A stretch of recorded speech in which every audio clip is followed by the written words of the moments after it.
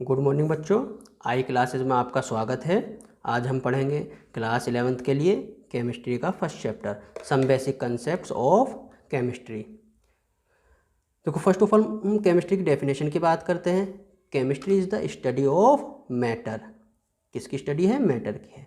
It's properties, उसकी properties की study है। And how and why substances combined and separate, यानी क्यों सब्सटेंस क्यों और कैसे कंबाइन होते हैं और सेपरेट होते हैं एक नया सब्सटेंस बनाने के लिए, और एनर्जी के साथ वो सब्सटेंस कैसे इंटरेक्ट करते हैं, इस सब की स्टडी हम कहाँ करते हैं? केमिस्ट्री में करते हैं। क्लियर है बच्चों? के बाद हम मैटर का क्लासिफिकेशन पढ़ेंगे। देखो बच्चों, मैटर का क्लासिफिकेशन हम पहले हम एक ओवरव्यू ले लेते हैं। देखो, इसे ध्यान से देखो बच्चों। मैटर को हम क्लासिफाई कर सकते हैं दो तरीके से। एक तो फिजिकल क्लासिफिकेशन है और उसके बाद एक है केमिकल क्लासिफिकेशन। अब पहले हम फिजिकल क्लासिफिकेशन को अगर गौर से देखें तो पहले हम फिजिकल क्लासिफिकेशन में लिक्विड, सॉलिड और गैसेज हैं। उसके बाद केमिकल क्लासिफिकेशन में प्योर सब्सटेंसेज और मिक्सचर हैं। प्योर सब्सटेंसेज को फिर से आगे क्लासिफाई किया है एलिमेंट्स में और कंपाउंड्स में, और मिक्सचर को होमोजीनियस मिक्सचर और हेट्रोजीनियस मिक्सचर। एलिमेंट को हम और आगे देख सकते हैं, मेटल्स, नॉन मेटल्स,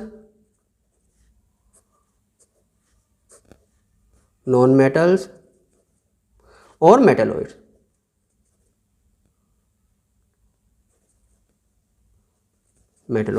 कंपाउंड को भी हम और आगे देख सकते हैं, क्लासिफाई करेंगे आगे। Inorganic compound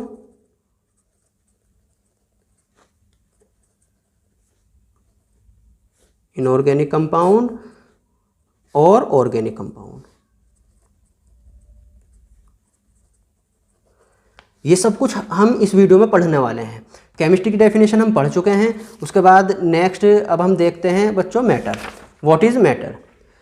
matter anything that has मास, यानी हर वो चीज़ जो मास रखती हो या ऑक्यूपाइज स्पेस या जगह घेरती हो, यानी या तो मास और जगह दोनों रखती हो, मास भी घेरती हो और स्पेस भी घेरती हो, मास भी हो उसके पास और स्पेस भी हो। देखो, anything that has mass and occupies space is called matter, यानी हर वो चीज़ जिसके अंदर मास हो और वो जगह घेरती हो मैटर कहलाती है। क्लियर है बच्चों? उसके बाद क्लासिफिकेशन, अभी हमने ओवरव्यू लिया। मैटर को क्लासिफाई कर सकते हैं टू वे से, फिजिकल क्लासिफिकेशन और केमिकल क्लासिफिकेशन। फिजिकल क्लासिफिकेशन में बच्चों देखेंगे depending upon the physical state के ऊपर। देखो, matter can B classify into 3 states. देखो, फर्स्ट स्टेट है बच्चों solid state.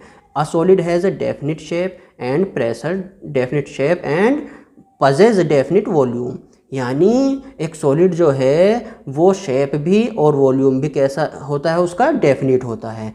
For example would, table, copper road, etc। Clear है बच्चों? उसके बाद liquid state. A liquid has a definite volume but not definite shape। एक लिक्विड जो है उसका वॉल्यूम तो डेफिनिट होता है बट शेप जो है उसकी डेफिनिट नहीं होती। देखो, अगर हम वाटर को किसी कंटेनर में रखें, किसी बर्तन में रखें, तो क्या होगा बच्चों? देखो, उसका वॉल्यूम तो चेंज नहीं होगा लेकिन उसकी शेप उस बर्तन के शेप के जैसी हो जाएगी। जैसा उस बर्तन का या कंटेनर का शेप होगा उस लिक्विड की शेप भी उसके जैसी हो जाएगी, तो शेप उसकी डेफिनिट नहीं होती। क्लियर है? फॉर एग्जांपल वाटर, मिल्क या ऑयल, etc।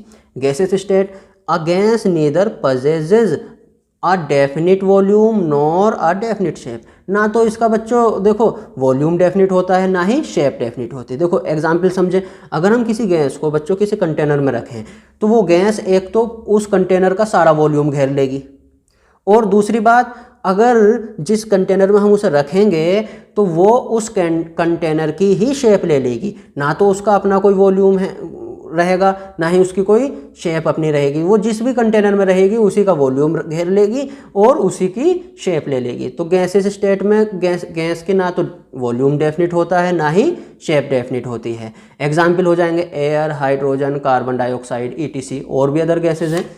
क्लियर है बच्चों? नेक्स्ट हम पढ़ते हैं, देखो chemical classification of matter. The chemical classification of matter is based upon its composition, यानी उसके कंपोजिशन के ऊपर बेस्ड है। At microscopic level matter can be classified as mixture और प्योर सब्सटेंसेज। मिक्सचर क्या है बच्चों, देखो a mixture is composed of different types of atom और मॉलिक्यूल, यानी मिक्सचर जो है वो बना है डिफरेंट टाइप्स ऑफ एटम, यानी डिफरेंट टाइप के एटम से और मॉलिक्यूल से, that are not chemically bonded, और वो सारे एटम्स और मॉलिक्यूल आपस में केमिकली बॉन्डेड नहीं हैं। समझ आ गई बच्चों। A mixture can be further classified into two types, first homogeneous mixture and second one heterogeneous mixture. देखो होमोजेनियस मिक्सचर क्या होगा बच्चों, वो भी पढ़ लेते हैं।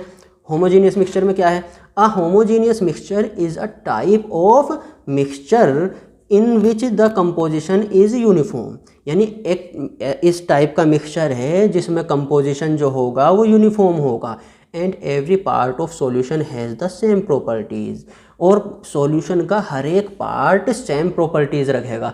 जैसे अगर मैं इस यहाँ पर किसी सॉल्यूशन की बात करता हूँ, इसमें कोई कुछ सॉल्यूशन इस पार्ट में है, कुछ सॉल्यूशन इस पार्ट में है, कुछ सॉल्यूशन इस पार्ट में है, कुछ सॉल्यूशन इस पार्ट में है, तो देखो इस पार्ट के सॉल्यूशन की बात करें या इस पार्ट के सॉल्यूशन की या इसकी, तो चारों पार्ट के सॉल्यूशन की प्रॉपर्टी बच्चों सेम होगी, अलग अलग नहीं होगी। फॉर एग्जांपल है शुगर सॉल्यूशन या मिल्क या एयर ETC, ये सारे किसके होमोजेनियस मिक्सचर के एग्जाम्पल हैं। हेट्रोजेनियस मिक्सचर में क्या होगा, a heterogeneous mixture is a mixture of two or more chemical substances, यानी एक ऐसा मिक्सचर जो दो या दो से ज़्यादा केमिकल सब्सटेंसेस से मिलकर बना हो, और जहाँ various components can be visually distinguish, और जहाँ वेरियस कंपोनेंट्स को यानी जिनसे वो मिलकर बना है उन्हें हम आँखों से आसानी से देख सकते हैं। जैसे एग्जाम्पल से समझते हैं, मैंने एक मिक्सचर लिया सैंड और वाटर। देखो बच्चों रेत है और वाटर है, रेत और वाटर, इसमें देखो सैंड के जो पार्टिकल्स हैं वो नीचे बैठ जाते हैं, वो हमें क्लियरली दिख जाते हैं कि यहाँ पर एक लेयर नज़र आती है हमें कि यहाँ से नीचे रेत है और यहाँ पर वाटर है, तो इसे हम आसानी से डिस्टिंग्विश कर सकते हैं इसकी दोनों लेयर्स को। तो यही है, देखो various components can be visually distinguish, यही मतलब है इस बात का। For example mixture of sand and water, mixture of salt and sugar, salt और शुगर भी देख लो। देखो सपोज करो ये स्क्वायर वाले जो शेप है ये शुगर के हैं और ये सर्किल वाले जो हैं ये सैंड के पार्टिकल हैं, जब हम उन्हें मिक्सचर करेंगे तो हम आसानी से देख सकते हैं कि ये पार्टिकल रेत के हैं या शुगर के हैं, तो क्लियर है ना। तो हम उन्हें आँखों से उनके जो पार्टिकल्स हैं उन्हें डिस्टिंग्विश कर सकते हैं, क्लियर है इतनी बात बच्चों। उसके बाद नेक्स्ट हम पढ़ते हैं प्योर सब्सटेंसेज। देखो बच्चों प्योर सब्सटेंसेज क्या चीज़ है, pure substances are defined as substances that are made only one type of atom, यानी ऐसे सब्सटेंस जो केवल एक टाइप के एटम या एक टाइप के मॉलिक्यूल से मिलकर बने हों। ध्यान से सुनो बच्चों, देखो बहुत कंफ्यूजन होता है इस सब में कि ऐसे सब्सटेंस जो केवल एक टाइप के ही एटम या एक ही टाइप के मॉलिक्यूल से मिलकर बने हों क्या कहलाते हैं, प्योर सब्सटेंस कहलाते हैं। For example pure iron would only contain iron atoms. भाई आयरन की अगर हम बात करें प्योर आयरन की, तो वो केवल प्योर आयरन के एटम्स, केवल आयरन के एटम से ही मिलकर बनेगा, ऐसा तो नहीं उसमें आयरन के भी पार्टिकल्स हों, सिल्वर के भी हों, चांदी के भी, सिल्वर के भी हों या और अदर कॉपर के भी हों, ऐसा तो नहीं है। आयरन के अंदर केवल आयरन के ही एटम होंगे, क्लियर है बच्चों। अब प्योर सब्सटेंस भी आगे दो टाइप से क्लासीफाई होता है, एलिमेंट्स और कंपाउंड।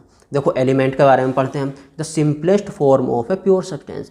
तो क्लियर है बच्चों, देखो प्योर सब्सटेंस की सबसे सिंपल फॉर्म जो है वो क्या है, एलिमेंट है। Which can neither be decompose, जो और ज़्यादा डिकम्पोज नहीं हो सकती, और no into nor built from simpler substance, और ना ही सिंपलर सब्सटेंस से बन सकती है। तो दोबारा समझते हैं, प्योर सब्सटेंस की एक सिंपलेस्ट फॉर्म जिसे हम जो ना तो बन सकती है और जो ना तो डिकम्पोज हो सकती है और ना ही किसी सिंपल सब्सटेंस से बना सकते हैं बाय ऑर्डिनरी फिजिकल और केमिकल मेथड, किसी ऑर्डिनरी फिजिकल और केमिकल मेथड के द्वारा। एलिमेंट भी देखो तीन टाइप के मिलते हैं बच्चों, मेटल्स, नॉन मेटल्स और मेटेलॉइड्स। ये सब हम 10th क्लास में पढ़कर आ चुके हैं, सभी बच्चे इसके बारे में जानते होंगे, एलिमेंट्स, नॉन मेटल्स और मेटेलॉइड्स क्या होते हैं, ठीक है। अब आगे हम बढ़ते हैं, नेक्स्ट क्या है नेक्स्ट जो है बच्चों वो भी पढ़ लेते हैं, कंपाउंड। कंपाउंड क्या है, a pure substance containing two or more than two elements combined together in a definite proportion by mass and which can be decomposed into its constituent elements by suitable method। देखो बच्चों ध्यान सुनो, a pure substance containing two or more than two elements, यानी एक pure substance जो दो या दो से ज़्यादा एलिमेंट से मिलकर बना हो किसी डेफिनिट प्रोपोर्शन में, क्या कहलाता है? प्योर कंपाउंड कहलाता है। विच कैन बी डिकम्पोज, जो डिकम्पोज हो सकता है इनटू इट्स कॉन्स्टिट्यूएंट एलिमेंट्स। और देखो प्योर कंपाउंड को हम डिकम्पोज कर सकते हैं बच्चों उसके कॉन्स्टिट्यूएंट एलिमेंट्स में बाय सूटेबल मेथड। अलग अलग मेथड से हम उसे जो भी मेथड उसे सूट करेगा उसके ज़रिए हम कंपाउंड को उसके कॉन्स्टिट्यूएंट एलिमेंट्स में डिकम्पोज कर सकते हैं। क्लियर होगा बच्चों। उसके बाद कंपाउंड भी दो टाइप के, इनऑर्गेनिक कंपाउंड और ऑर्गेनिक कंपाउंड। देखो इनऑर्गेनिक कंपाउंड बच्चों उन कंपाउंड्स को बोलते हैं जो नॉन लिविंग सोर्सेज से हमें प्राप्त होते हैं। ऑब्टेन फ्रॉम नॉन लिविंग, यानी जो नॉन लिविंग है, जो जीवित नहीं है, अजीवित जो चीज़ें हैं, नॉन लिविंग सोर्सेज से जो भी कंपाउंड हमें प्राप्त होंगे उन्हें हम बोलते हैं inorganic compound. Non living sources में क्या क्या आ जाएगा? जैसे रॉक हो गए, पत्थर, मिनरल्स वगैरह, ये सब नॉन लिविंग में आते हैं। ऑर्गेनिक कंपाउंड उन सारे कंपाउंड्स को हम बोलेंगे जो लिविंग सोर्सेज से हमें ऑब्टेन होते हैं, जो लिविंग सोर्सेज से जिन कंपाउंड्स को हम प्राप्त कर सकते हैं, सच एज प्लांट्स या एनिमल्स वगैरह से जिन कंपाउंड्स को हम प्राप्त करते हैं वो क्या होगा? हमारे ऑर्गेनिक कंपाउंड हो गए। क्लियर है बच्चों। आज की वीडियो हम इतना ही पढ़ेंगे, बाकी हम इससे नेक्स्ट वीडियो में पढ़ेंगे। धीरे धीरे हम केमिस्ट्री का सारे सिलेबस को पूरा करेंगे, एक एक चैप्टर को, एक एक पॉइंट को, सबको हम डिटेल में अच्छे से पढ़ कर जाएंगे और आपको जिससे एग्ज़ाम में काफ़ी हेल्प मिलेगी। क्लियर होगा? क्लियरली बच्चों, आपको उम्मीद करता हूँ कि अच्छे मार्क्स मिलेंगे एग्ज़ाम में। हैंडमेड नोट्स हैं, बहुत अच्छे नोट्स बने हुए हैं, आप इन्हें बनाइए, अपने नोटबुक में नोट कीजिए, कॉपी कीजिए और इसे अच्छे से समझिए और याद कीजिए। अगर वीडियो बच्चों समझ आया हो, पसंद आया हो तो लाइक कीजिए, शेयर कीजिए और हमारे इस चैनल को सब्सक्राइब कीजिए और पास में बनी हुई घंटी के निशान को भी दबा दीजिए ताकि आने वाला वीडियो का नोटिफिकेशन आपको टाइम से मिल जाए। Thank you very much.